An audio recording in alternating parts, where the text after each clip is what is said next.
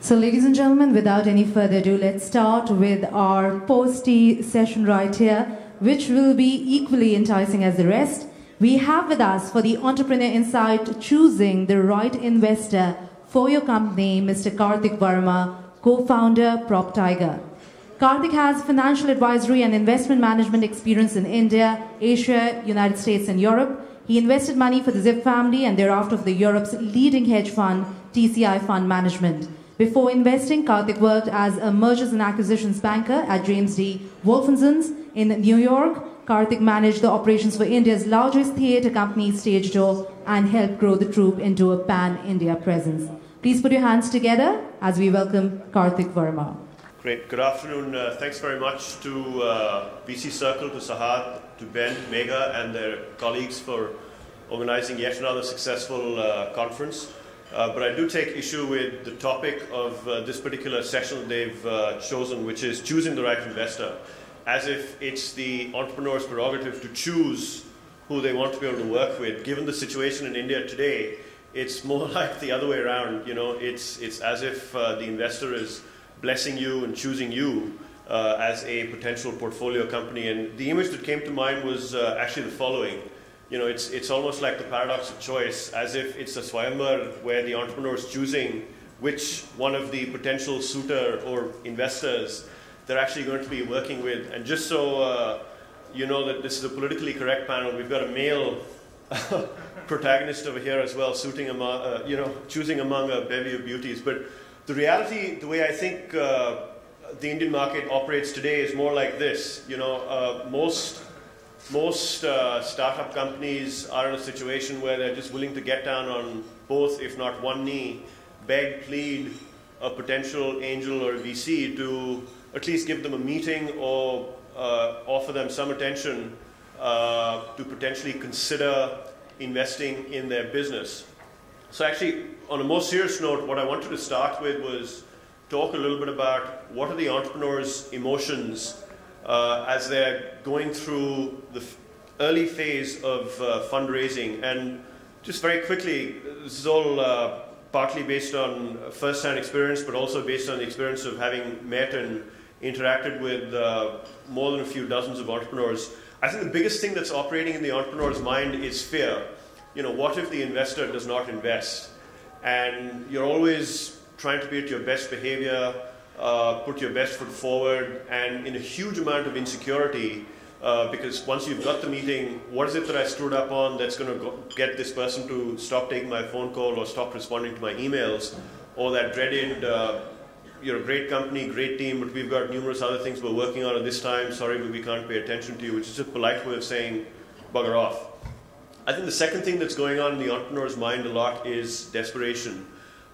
Which is where you see a lot of entrepreneurs making very suboptimal decisions on taking money from an angel or an investor. Anything is better than nothing. I've worked for the last 7 months. I gave up my job. My parents or my potential spouse is upset with me about what's going on. These guys are giving me money. So what if the terms are bad? So what if I'm going to be giving my firstborn child to them? Anything is better than nothing. Let me just sign up and take money from them. It's getting into almost some kind of survival mode, which can be very, very counterproductive, and is very inefficient. And I'd urge every entrepreneur, whether you happen to be sitting in this room or you're friends with entrepreneurs who are looking to raise money, is to think about, who's the client in this particular dynamic between the entrepreneur and the investor. And I happen to be a card-carrying member of the school of thought that believes that it's the entrepreneur who's the client over here, and the investor who should actually be looking out for, your business or to be interacting with you, which may be very different from the experience that a lot of people over here who've had. It's certainly different from the experience that I've had, and I've raised more than a few rounds of capital in different ventures over the last 5 years in India. A lot of investors treat entrepreneurs as, fine, whatever, if I feel like it, I'll potentially invest in your particular business or give you some attention, but it should be the other way around. And that's a happy balance that I'd encourage most of the entrepreneurs in India to strike, rather than be stuck in this little death spiral of fear and survival mode and desperation and anything's better than nothing. I think be a little bit confident about yourself, because without you, the investor would not be able to survive. And if you truly believe that your idea is very good, it might not be world-changing. I mean, world-changing ideas come once in a few generations, if that. But if you feel your idea is good and you have the capability to execute, then just hold your own. Don't let the entrepreneur don't let the investor just boss you around. So that's something on what drives at least the emotional side of things. In terms of what to leverage when it comes to angel investors, there's a lot of angels around, many distinguished angels who are attending this conference as well, many others who exist all over the country and overseas as well. But here's what I think you should be trying to leverage when it comes to angels. One is their wisdom, their gray hair, and if they're follically challenged, just a lot of the experience that they've had over the last decade or 2 decades of doing business. That wisdom is worth its weight in gold. So it's very important for you to manage your own expectations very early on that this is what you'd be leaning on the angel for. And if the angel's getting irritated or potentially irritable to you calling up every other day, every other week, every other month seeking advice, then that's probably not the right angel for you. You also want some kind of domain expertise. So if you're looking at a startup in the mobile space, it helps to have somebody who's got a lot of mobile experience with you. It probably doesn't help if that person has a lot of retail experience, even though they're probably the only person willing to sign you a check. But maybe their experience is not directly transferable into the area that you're wishing to seek some guidance and counsel on. India expertise. Can't stress the importance of this. There's a lot of people who try and raise money from angels overseas, but that money might not have any experience of how to build and operate a business in India. You want to be able to call up your investor, be it an angel or a VC, and ask them how to deal with a particular situation when the Shop and Establishments Act inspector shows up at your door asking for a particular bribe, and you've got no clue of, is it a big no-no on your part if you haven't dealt with the inspector in the right way or not. And that's where, again, somebody who's had experience of building a business in India really comes in more handy than not. Obviously, you're going to be relying on the entrepreneur for their network, for business development, for intros, and opening doors for you. But, that's not the only thing that the angel can really help you. Also, just having a brand name angel isn't sufficient. A lot of people I see, trying to go for that brand name CEO of a company, or this person XYZ has invested X $100,000 or X crores into my business. That's worth nothing if he's not really able to, or she is not able to back it up with a whole bunch of other stuff that I've written above in the 4 or 5 first bullet points over there. I think you really need to have a dynamic with your angel investor where that person can and is willing to take your phone call, even if it happens to be at the cost of, staying away from his or her child's birthday party for 5 or 10 minutes. And there's very few people who actually would develop that kind of a relationship with their investee company or a portfolio, if you've done a lot of angel investing. Finally, and it's very important, is don't expect your angel investors to invest in follow-on rounds. An angel investor is just giving you that starter boost to get your idea off the ground and prove a concept and so on, but don't expect them to come up with a follow-on round. If they have the capacity to do that, that's great, but don't bank on the investor to be able to do that. So you want to be able to get enough guidance from the investor, angel investor, that their money takes you up until so far that you've reached enough traction and attained enough traction and milestones that somebody else is going to be willing to get married to you at that point in time. Identifying the right investor, maybe for an institutional round, I think a lot of this is common sense. You want to make sure there's a lot of fit between you and the firm that you're trying to work with culturally. What's the time horizon that they're looking at? Are they looking at an exit within 3 years? And if your business is only going to ramp up over a 5-year period, it's just a wrong marriage for you to be getting into. What's the vision they have for the industry you're operating in and the business that you're in? Is it in sync with you? Is it very different from what you have? And what's the general direction of the business that they want you to take? If from the first meeting itself, they go beyond the point of giving you feedback and ask you to just change everything, then that's probably not a marriage that's going to work very, very successfully. Are you on the same page or not? Otherwise they'll just be putting a lot of pressure on you because you're going to be losing a lot of control right from day one once the institutional round comes in, and feeling the pressure, to have that money work in a certain way that the investor wants it to work. and take in a direction that you might not be skilled or experienced, or your head might not be there at all. We've talked about expertise and domain knowledge, so I won't belabor that point. You also want to think about follow-on rounds with an institutional investor. There's a lot of funds in India today that are reaching the end of their fund lives, or up until the time that their limited partners will allow the investor or the VC to invest fresh money into a new business. So if you're approaching VCs and they happen to be coming towards the end of the fund life, be rest assured that they're not going to be investing in a follow-on round in your business. So basic questions to ask are, when does the fund expire, and what kind of ability does the fund have to be able to invest in follow-on rounds? How much capital have they got kept aside as dry powder for you, for a follow-on round? And just like in a marriage, can you work through issues when times are good and times are bad? In fact, I'd probably say that you require a lot more due diligence on a VC than you probably do on a prospective spouse, because you can go for a lot of marriage counseling and therapy sessions with a spouse. No VC is going to be sitting down and doing that with you. You can probably work things out with a spouse a lot easier than what you would with a VC. In this case, because money is involved, a lot of career risk is involved for VCs, they're not going to be giving you time of day at all. So you need to do your due diligence by asking their existing portfolio companies, how's the VC been to deal with companies where things didn't work out. Talk to the entrepreneurs over there to figure out, what is it that the VC was able to help you with. If at all they pull the plug, at what point did that happen? You just want to get some sense of whether these guys would be good partners to work with or not. Choosing a board, once again, it's not your prerogative to be able to choose a board. The board it's somewhat like parents. You don't get to choose your parents. You don't get to choose your board. You will have a situation where whichever investor happens to be leading the round is going to be potentially deciding who sits on the board to represent them, and so on. And depending upon how well you are at negotiating your early rounds, you might also give up a lot of control by the time you've reached a Series A or Series B round, where the board consists of people who might not always be looking at you very, very favorably. You need to understand what role you expect the board to be playing. A lot of boards in India tend to not be generally very shareholder friendly, but looking after just their own capital. There's nothing wrong with that, but I think good corporate governance requires that a board member is a shepherd, of all of the shareholders' capital, not just, the company that they're representing over there. A lot of the flexibility that you have and the rights that you're giving up to board members will depend upon the kind of shareholders' agreements that you've struck with, the investors that you've brought on board.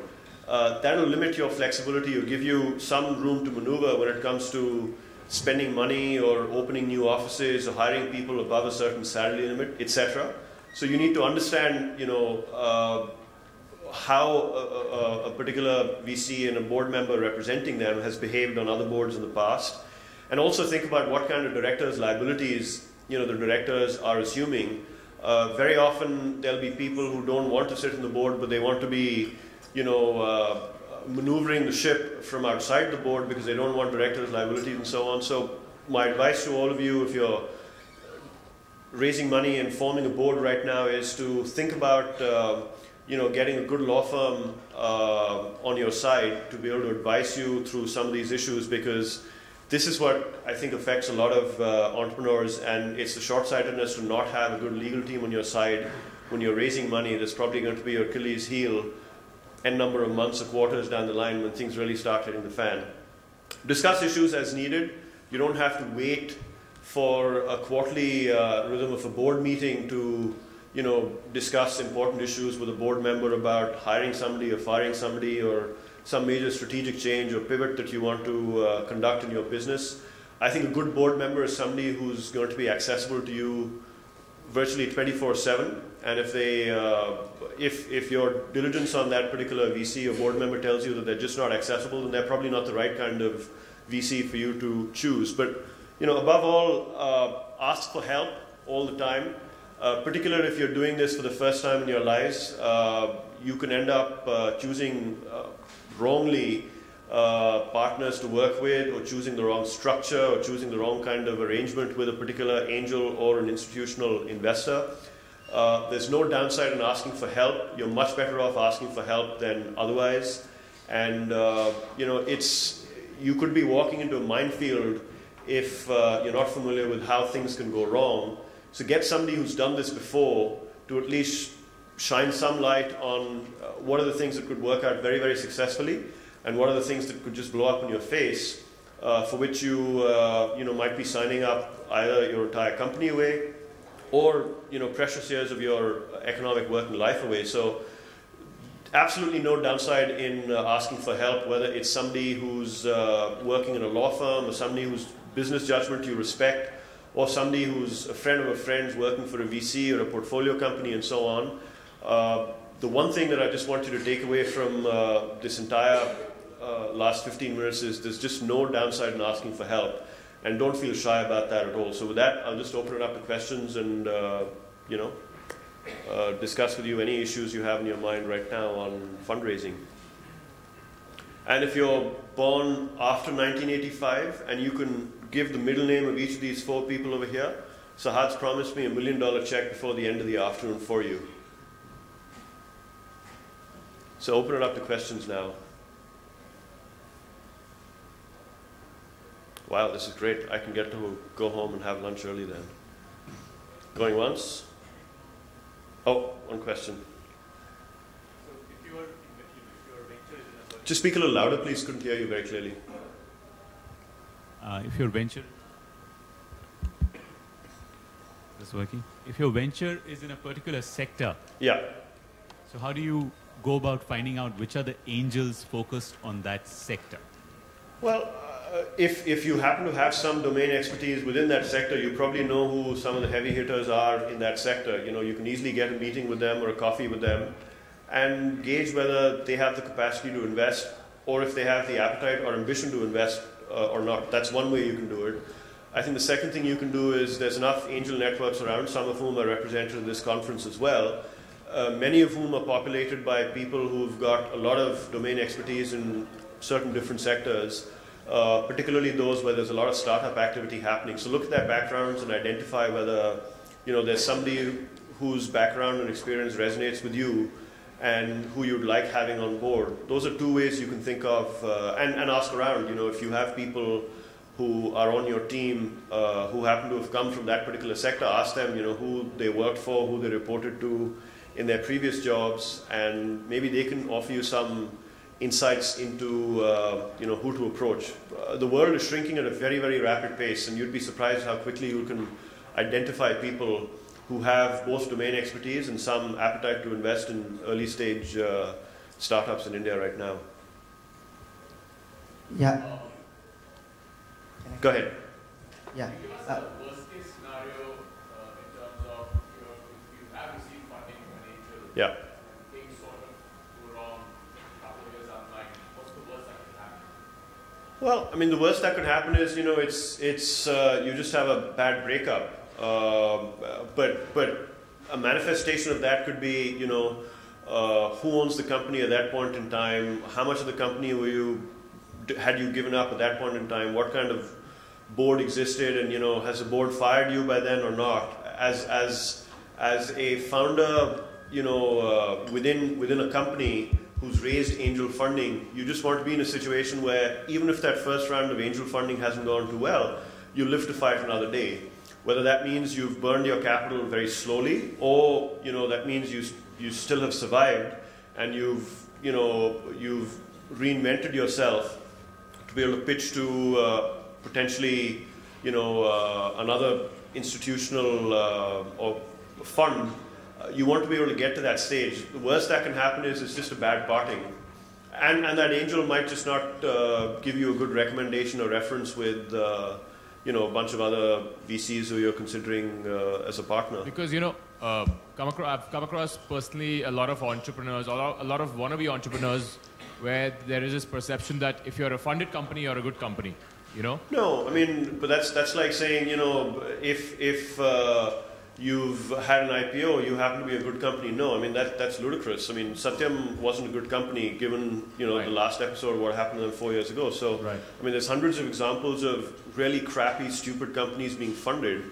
And there are numerous examples of brilliant ideas not being funded. Just because you're funded isn't social proof that you happen to be a great company. Yeah, I think people are, you know, sort of looking for validation by saying we're funded. I mean, that's just the general perception. It's not true. That would mean that virtually every company funded between 1999 and 2001 was a brilliant company. I mean, with hindsight, we know that there was just a lot of junk that got funded at that point in time. And, you know, I happen to be one of those who was shorting all these companies back when I was, you know, an investor 10 years ago, because there was just so much crap to be able to short over there. Right. So if things don't go well, you could potentially be fired from your own company. Well, if you've given up a lot of control, yeah. If you've given up a lot of control, yeah, you could be fired from the company. But if you have a lot of control, then, you know, you want to be able to at least sit across the table with your angel investor and talk to them about why things haven't gone that well and what's the road forward. You know, the angel might say, look, I'm willing to cough up a little bit more money, but you need to let go of this, or you need to hire people to fill all those gaps in the skill set that don't exist within your roster of skills. A lot of entrepreneurs tend to be very stubborn that way. I'll be able to solve all the problems on my own. I don't want to give up control.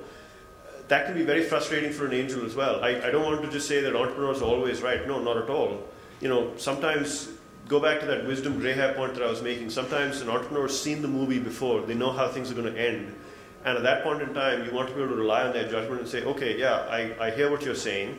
I think I might be making a mistake over here. I think I need to hire a good VP engineering, or I need to hire a good, you know, merchandise manager, or I need to hire a good, you know, person who can, you know, manage a sales force and so on. Sometimes entrepreneurs just feel, no, I'll be able to handle that on my own. Why do I have to pay 15 lakhs of salary to this guy? That's way more than what I'm being paid right now on my own. So if you get away from that mindset, you might be able to, you know, be a little bit more progressive in your thinking and be open to some different kinds of stimuli that the investor, an angel, or an institution is sending your way, which can be very important for you.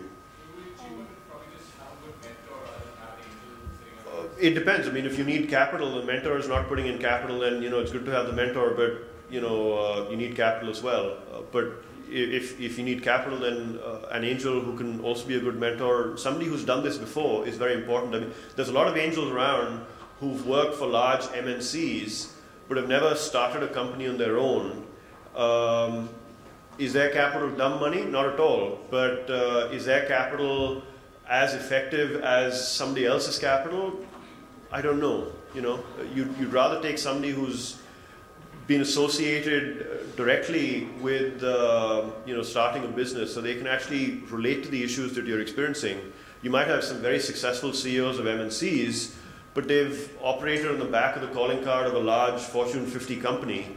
You know, they don't know too much about, you know, how to open a regional sales office somewhere in Jaipur and deal with some tax officer who's harassing you over there.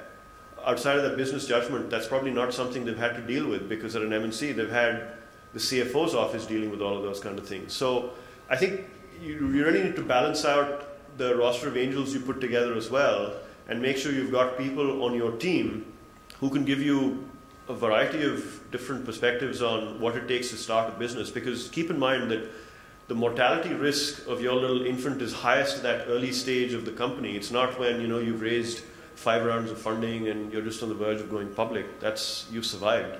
At a very early stage is when you need to rely on, you know, the wisdom and insight and judgment of a lot of these angels. So better make sure these are people who've seen the movie before. Is it true that if you go to venture capitalists in the beginning stages of your company, you have to give up a lot more control? I don't think there's any truism like that. It just depends upon what you're able to negotiate. There's no formula that says if you go at an early stage, you've got to give up this much. If you go to a later stage, you give up, you know, this much minus something else. It depends. It depends upon if you happen to be somebody who's already built 3 very, very successful businesses, your ability to negotiate with a VC is going to be a lot stronger.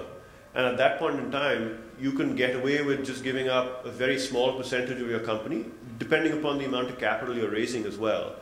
But if you happen to be a first-time entrepreneur who doesn't have a track record and who's not had good advisors, you know, backing you up at a time when you're negotiating with a VC, you could be signing off, close to 35, 40, maybe even 50% of your business for not a lot of capital. Which is why it's very important to have people in your team who've done this before. If not an angel, then at least some lawyer who can just explain to you how dilution works. Because once you've given up that company, not just economic value that you've potentially signed away into perpetuity, but also, control. You're going to be driven totally by what that particular investor wants you to do. So there's no formula there, but I think you could generally say that at an early stage, when the concept isn't proven, you haven't had a lot of paying customers, you haven't hired a team, you don't have, let's say you're a retailer, you don't have a retail presence either online or offline and so on, you could be giving up a lot more than if you had all these things in order. So, but don't think of it formulaically. And any VC who says that, I've got to have 25%, every Series A I've got to own 25%, I think that's just BS.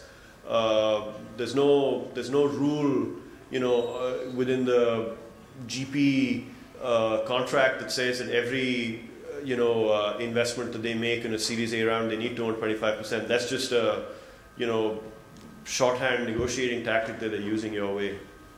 So, Kartik, a question from. So, is there any thumb rule kind of return an investor should look forward to? Typically, over 1 year, 2 year, 3 year time frame. No, I think if you're looking at a return over a 1 year period, you're in the wrong business because a VC, as an asset class, is not going to give you a return over a 1 year period. It's a cyclical asset class, and I don't know of any business that's gone from a very early stage to providing, the VC a return. Sure, you've got Instagrams and so on that scale to that level within 1 year, but those are outliers. I'd say 90% of angel or VC funded businesses, you can't really exit at that kind of a time duration.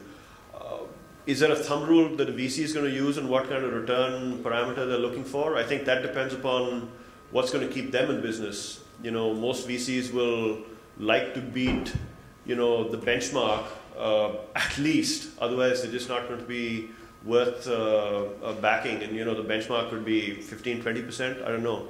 It depends. Funds of certain vintages tend to have better returns than others. So any fund that was raised in 95, 96 probably returned, on average, maybe 75, 80, 100%, 200% as well. But funds raised in 98, 99, 2000 returned very, very badly. I'm talking, global over here. Indian funds, I don't know. There are obviously a few dedicated India funds, and there are funds that are just relying on, the parent fund somewhere in Europe or Asia or North America. VCs will have their own parameters on what you want, but at a minimum, you want to be able to at least give, double the money back to your investors who have invested in the VC fund. And what time frame? At least 4 or 5 years. Anything sooner than that, you're kidding yourself. You can't really build a business in 2 or 3 years and scale it up to that level. You will have outliers as successes, but even very, very successful businesses might not be ready for an exit even after 4, 5, 6 years. Yeah. Hi. Yeah. Sorry, I can't see where you are, so go ahead. How would you rate, money vis-a-vis, like say consulting, and helping to scale up when it comes to funding? I didn't follow the question. How do you rate money versus consulting? How would how would you rate? Let's say, I'm taking a fund. So yeah. Money is there, and then there is the advisory part with the investor. Look, you can invoke whatever cliches you want to, that all money looks the same, it's the same color, blah, blah, blah. But I think you don't want dumb money in your business because you're going to be relying on people who don't have a lot of experience or ability to guide you. You can always take money from some relative within the family or somebody who says, mera bacha bada layak hai, main apne nephew ko paisa dena chahta hu, and so on. But that's not the kind of money you want, because you might be making suboptimal decisions for your own business by choosing a less risky path when choosing a riskier path was probably the right thing for you to do at that point in time. And your uncle's not going to be able to help you when you're dealing with, how do I deal with a sexual harassment case at work? Or how do I deal with, dilution that a potentially new investor is going to cause when I'm raising a new round of funding? Or how do I deal with salary negotiations for my, developers and so on? So take money from, if you have access to it, take money from people who've got some experience and can bring to bear some of that experience to what you're going to be experiencing firsthand once you've raised money and you're in business. Kartik? Go ahead. My question is kind of related. Okay. When the investor knows that the entrepreneur is looking for the advisory part, Yeah. not only the money. So how's their interest level at that time? I think every investor wants to offer their advice as well. If it was just, a question of giving money and nothing else, these investors themselves wouldn't have been able to raise money from their own investors, because that's not the right kind of investor to be putting money into. So I think most investors will offer advice and consulting, as the gentleman used that term at the back. It just depends upon your equation with them, your relationship with them, the dynamic that you have with them, and your own experience as well. If you've done this 4 times before, the moment the investor calls you up and says, oh, I think you should do this, you'll probably show them the finger and say, forget about it, I've done this before, and I know. As long as you're not arrogant about it. I'm not saying the investor should basically have the door slammed on his or her face, not at all. I think any advice can be very useful and relevant, but if the entrepreneur themselves happens to know what they're doing, because they've done this quite a few times before, and the investor has no experience on that particular issue, then there's not a lot of advice that can be offered. But for first-time entrepreneurs, I think I'd encourage all first-time entrepreneurs to work with investors, be it angels or institutions, who have a culture of offering advice and mentoring their portfolio companies rather than otherwise. But I think all investors would be in a position where they want to give advice. Yeah. Kartik, thanks for a very nice presentation.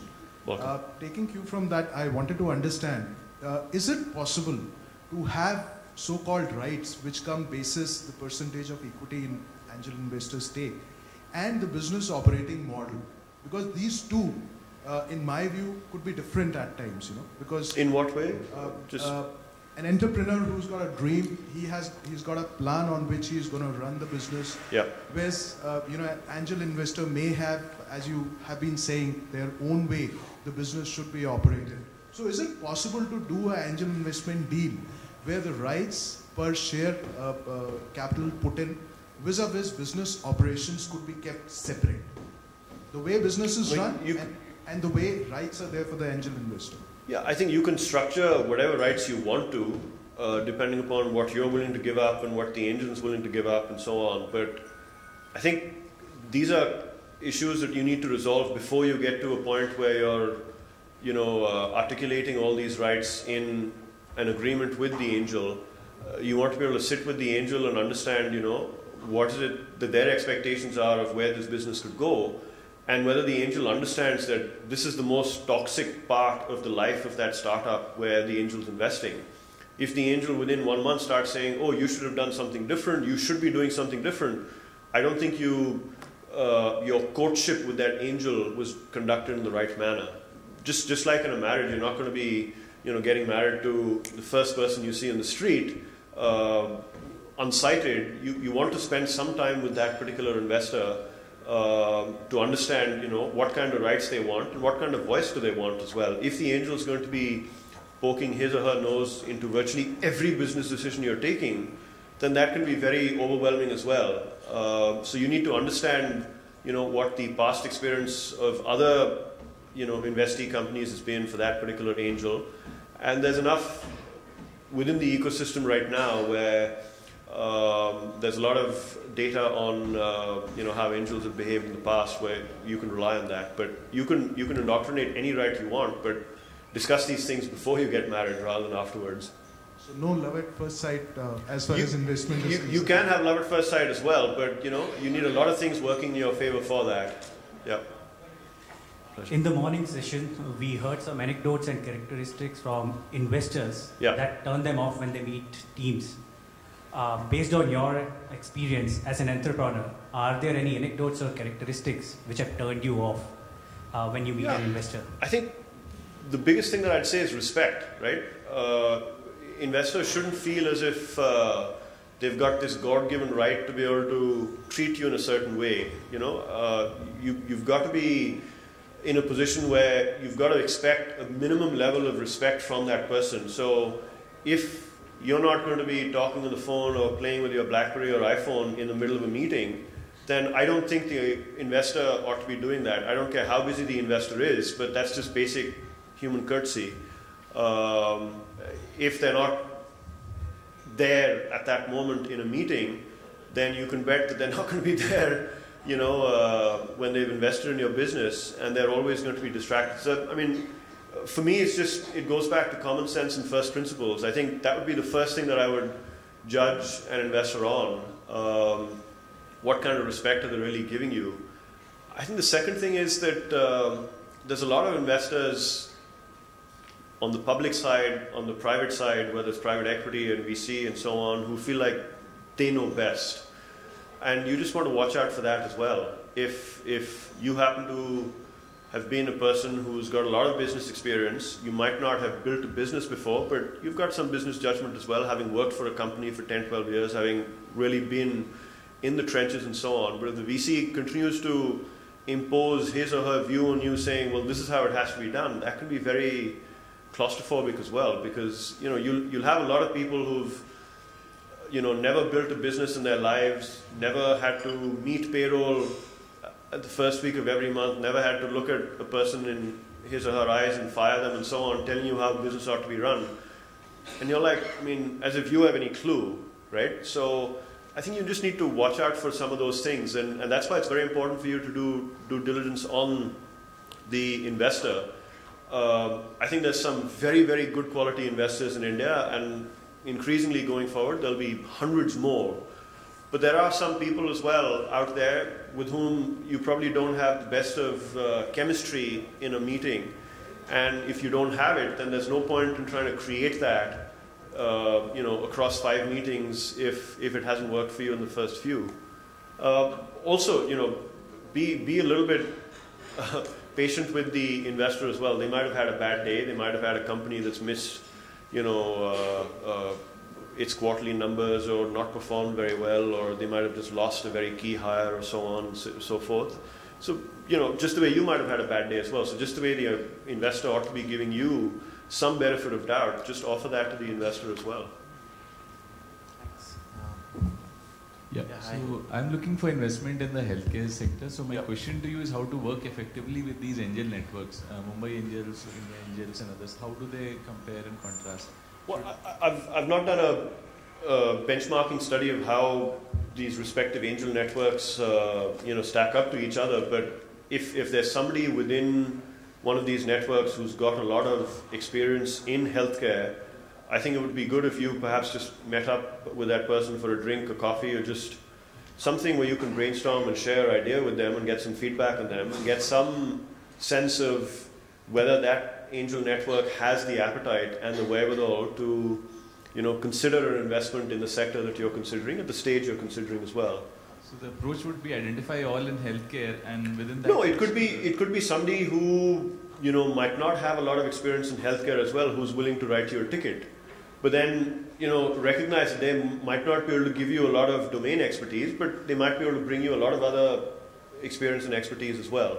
But all I'm shorthand for what I'm saying is just pick up the phone and dial whoever on those networks you think you want to work with, who's got some healthcare experience or who's got an understanding of the healthcare business, whose judgment and wisdom you can rely on. And if I would prefer at least somebody from the Middle East side, what is the best way to reach across?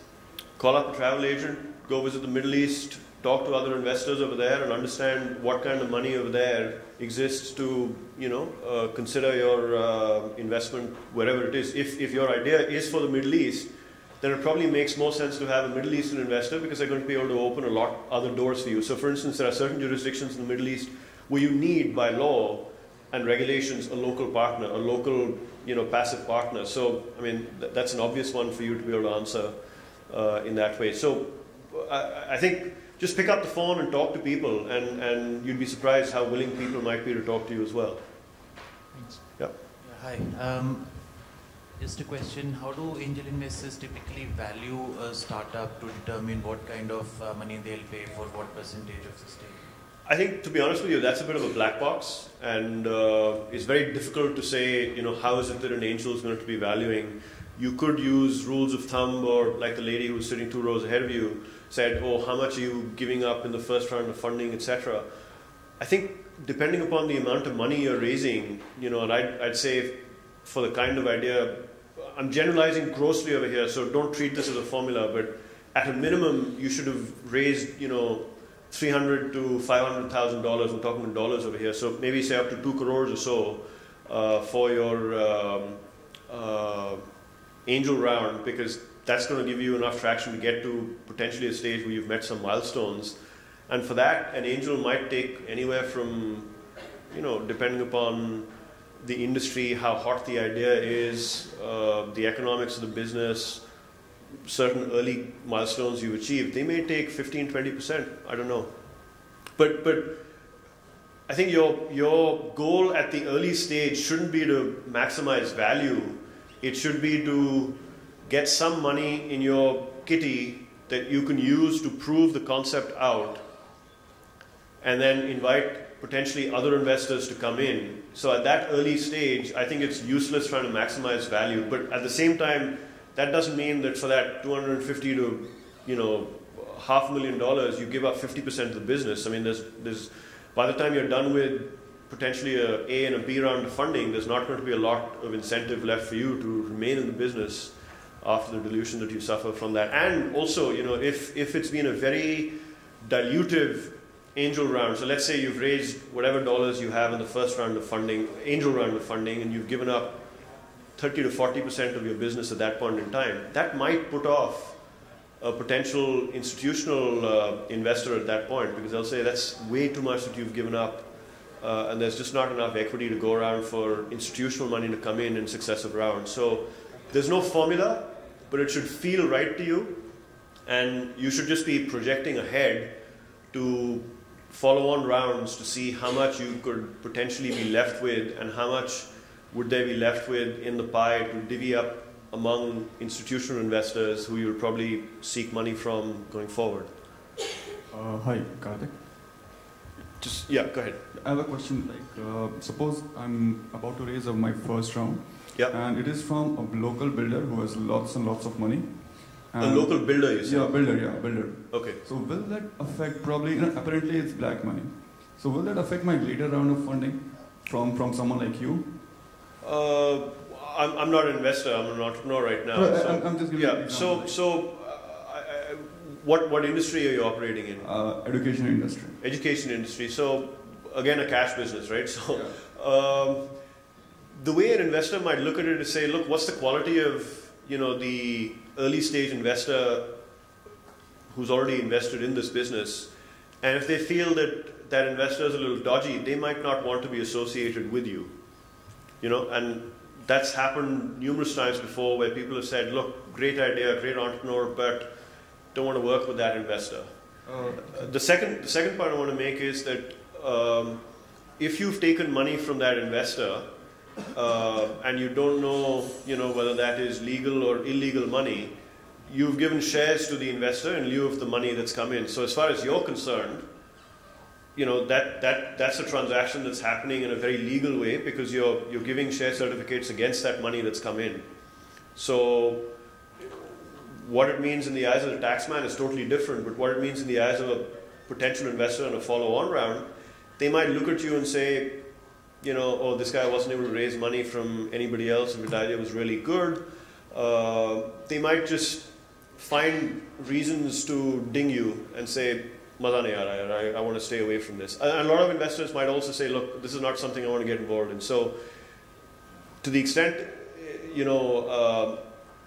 it's possible for you to diversify your source of funds to funds that are clean and very capable of helping you in your business outside of being dirty money. I think you should have a preference for working with clean money. And if you know at the outset that that's dirty money, why go into it?